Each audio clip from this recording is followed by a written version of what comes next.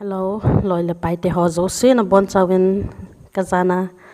chebe salam ke hin pewe YouTube kana ran na hi kum khat lam cho na valtain yong le tu chunga hin ka bol kha lo hil tha khat ka hin bol no min hi chi so na pa na kana lungput kana lungtup kana bol no ma kana bol zo lo khat cho hi in hi cho hi le mathematics khut chil ti in ei pawin kale in khut chil hele khut gil hi chi chung chang thu hi ei pawa ki hil na tham khat chom khat phabe pi in a video phabe pi in a sim diwin le ka hin sim ding ka hin go in dunia hi in a vet ma sat pin diw in a zil ma sat pin diwa cho addition and subtraction na hin gop khom gop le pay ti in kale in ei pawin chu in ngai thung ke diwin ka hin te movin chu ban le video hong anek song ka hin sim gu jing ding hin cha hi hata support nei hin pi diwin ngai lu tan tim na ka hin nei win hi chu ban le abana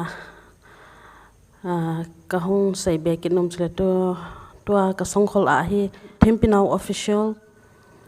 ka YouTube channel me na ka sim song khol cho hin na han vet sawin ka te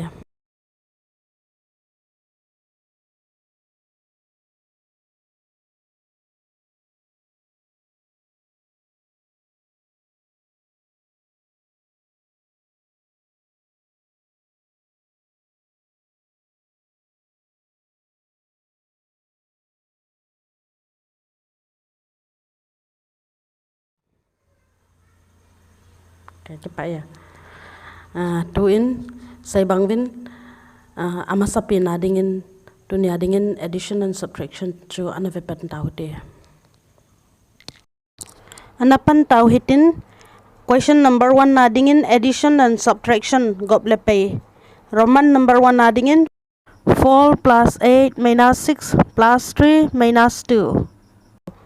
jahin tam nga number nga akimuin number thum ho hin plus anay uvin number ni hin minus sign anay honin hi same sign to be added a his in same sign nei ho cho 4 plus 8 plus 3 hi cheng ho chu i plus ale 15 na hung so do in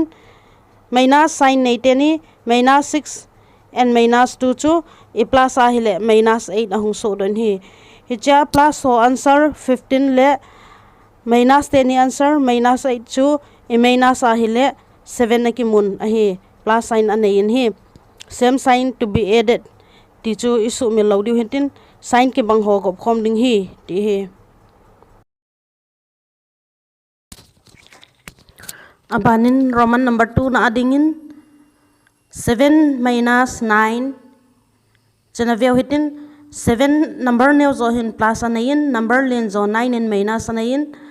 sign hon chu khat plus khat minus a hi ta je chuna ki ba lo je chun minus si bolovin a hi le 2 hong do in a la number len chun minus anei je chun answer la hin minus a ki koi pin hi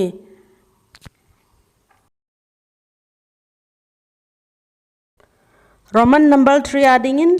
minus 5 minus 4 anaveu hitin chahin anil honin minus sign anei honin hi le same sign to be added in the t bangwa chun aman hi gop khom ding hin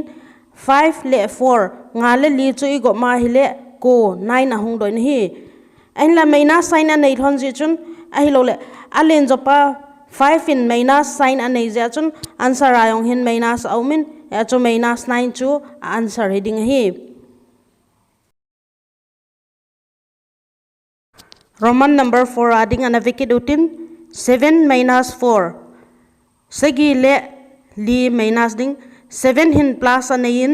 4 hin minus anayin assign hon chu achum che hi ja chun minus bolmin hile 7 minus 4 to 3 ahlingin